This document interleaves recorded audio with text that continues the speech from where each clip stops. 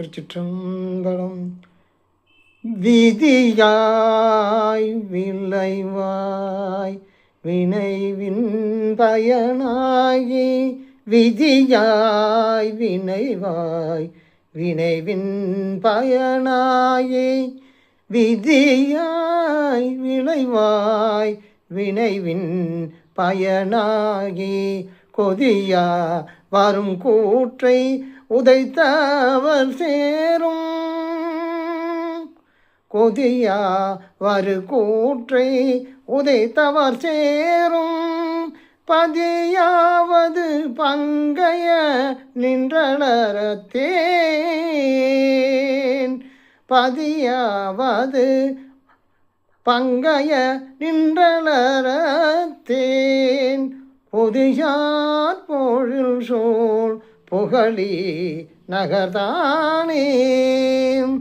விதியாய் விளைவாய் விளையின் பயனாகி, கொதியா வரும் கூற்றை உதைத்தவர் சேரும், பதியாவது பங்கைய நின்றலரத்தேன், பொதியார் பொழில் சூழ் பொதியார் பொழில் சூழ் புகழின் நகர்தானே.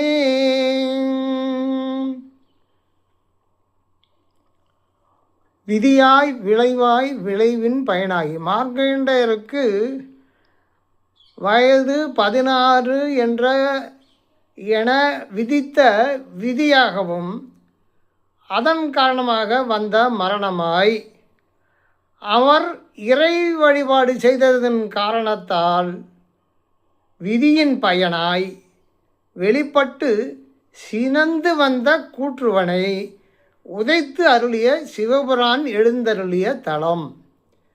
தாமரை மலர்கள் மலர்ந்த நீர்நிலைகளும் தேன்கூடுகள் நிறைந்த பொழில்களும் சூழ்ந்த புகழி நகரமாகும்னு சொல்லியிருக்கார். அதுதான் விதியாய் விளைவாய் வினைவின் பயனாகி.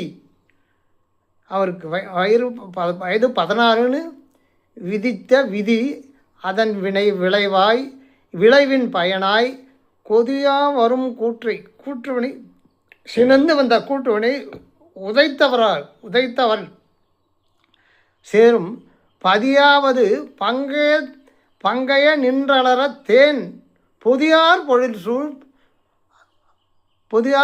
சூழ் புகழி நகர்தானே என்று அற்புதமாக கூறியிருக்கிறார்.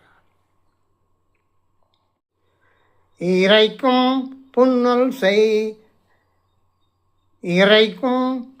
செஞ்சடை வைத்த எம்பெருமான், இறைக்கும் புனல் செஞ்சடை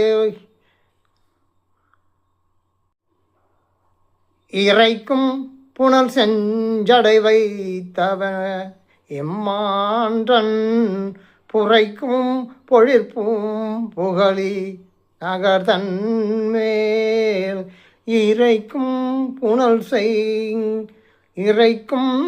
புனல் செஞ்சடை வைத்த எம்மாறன், புரைக்கும் பொழிற்பூம் புகழி நகர்தன்மேல், உரைக்கும் தமிழ் ஞான சம்பந்தன் உன்மாலை, உரைக்கும் தமிழ் ஞான சம்பந்தன் மாலை, வரைக்கும் தொழில் வல்லவர் நல்லவர் தாமே, உரைக்கும் தமிழ் ஞான சம்பந்தன் மாலை, வரைக்கும் தொழில் வல்லவர் நல்லவர் தாமே. ஆரவாரிக்கும் கங்கை நீரை தமது சிவந்த சடைமீடு வைத்த எம் தலைவனாகிய சிவபெருமானின் உயர்ந்த சோலைகளால் சூடப்பட்ட அழகிய புகழிப் பகுதியை குறித்து தமிழ்ஞான சம்பந்தன் உரைத்த அழகிய இப்பதிகை மாலையை தமதாக்கி ஓதும் தொழில் வல்லவர் நல்லவர் அவர்.